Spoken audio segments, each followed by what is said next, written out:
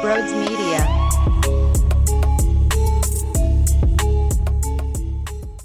I'm not surprised we're here, okay? I'm not surprised. I told you all last week that the Eagles were going to be who they were all year long, and that's a dominating force. We already see the excuses from 49ers fans and from some of the national media. Well, it's because Purdy got injured. It's because they ran out of quarterbacks. No. Let me explain this to you.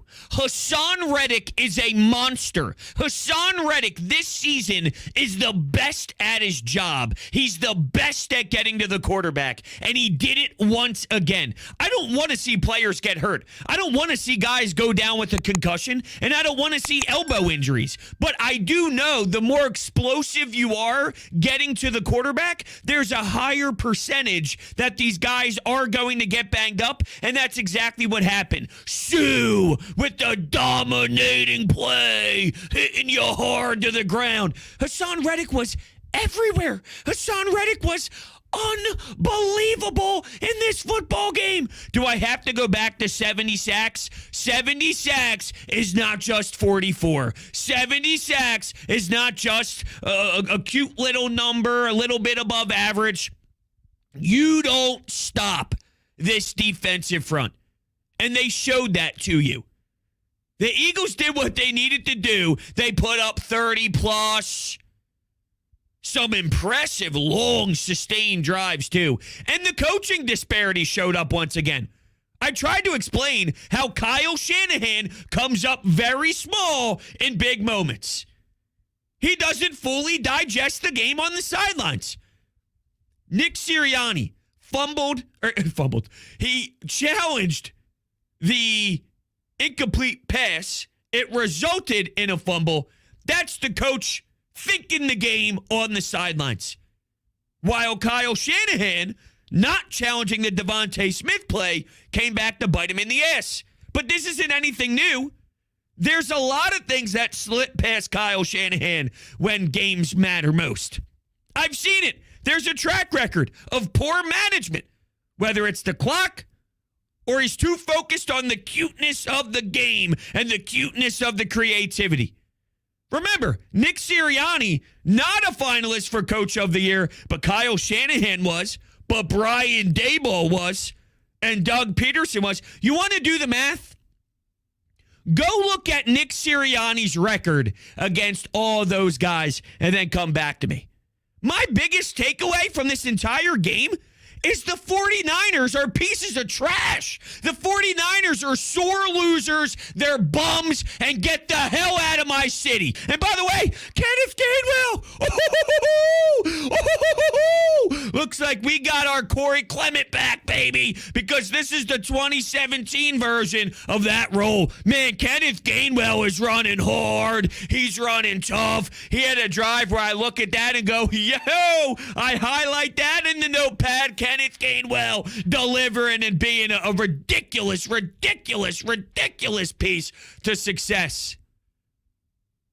But man, whether it's Greenlaw trying to punch the football out like a loser when the play's already finished, or you're hitting Jalen Hurts out of bounds. Talk about having no class. Talking about being a full-on piece of shit that 49ers team was. I'm just being honest. But why did they act that way? Let me explain. They got their asses kicked, and they didn't know how to handle themselves. They got annihilated. The trenches did the work. Lane Johnson is playing with a tear in his body, and you still struggle to get the pressure that you're looking for. Miles Sanders' touchdown runs, go back and watch that offensive front. Go back and watch what that offensive line did. Mowing you down. Nonstop. It was so gorgeous. But that's what they do. I was a little surprised that it wasn't as pass happy as a game plan. At times it was frustrating, right? The 3rd and 4 from around midfield, the 50, you're going, Shane Steichen, what are you doing? They punt the football.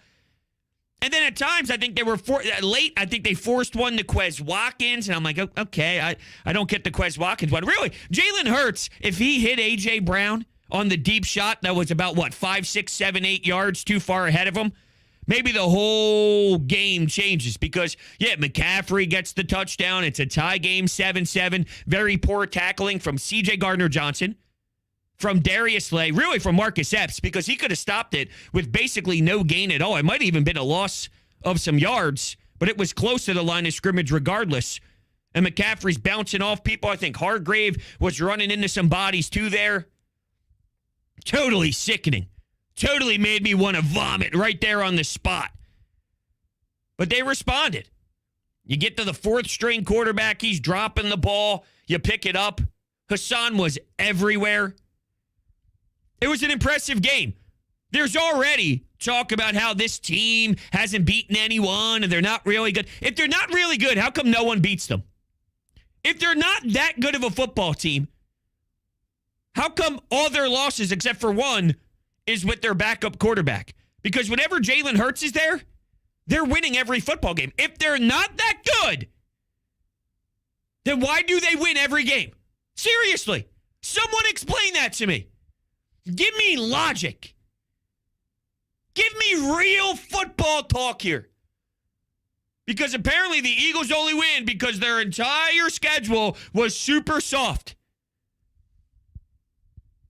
If they really aren't that good, then it shouldn't matter if they're playing soft opponents. One of those teams should be able to beat the Eagles. This is the NFL we're talking about. Let's talk about some of the drives that I really liked. The first drive, the opening drive, 11 plays, 5 minutes and 12 seconds. On 3rd and 8, there's a blitz, and Jalen Hurts, with the snap of his fingers, releases the ball, and A.J. Brown makes a really nice catch. Ball was a little bit low, but put it in the spot for his wide receiver to make a play, knowing pressure was coming his way, and bang, you pick it up. Of course, the one-hander to Devontae Smith, did it hit the ground on the replay? Yes, it did, but Kyle Shanahan. See, that's not being unlucky. You don't say, you got lucky there. Or you say, we're unlucky. If you're a 49ers fan, that's not the case. I can go through Kyle Shanahan's previous performances and say, I had a feeling that would come back to bite them. I pointed out in reference just last week against the Dallas Cowboys where it wasn't very clean from him. The difference is you're facing Mike McCarthy and another football team who coach just as pathetic. The Eagles did not even come close to the Dallas Cowboys. What do you know? The outcome is completely different. And you see this too, the flags. They got lucky, the flags. Holy, shut the hell up. Maybe A.J. Brown is incredible and you hold him because there's a fear level. Here's another drive I liked. Second quarter, 14 plays, 6 minutes and 52 seconds. 4 straight runs with that QB sneak on 4th down. And I'm kind of scratching my head a little bit. I'm not going to lie. All of this happens because Jalen Hurts and his legs matter. They did a great job on the broadcast showing with the RPO and some of these option plays that the linebackers have to freeze.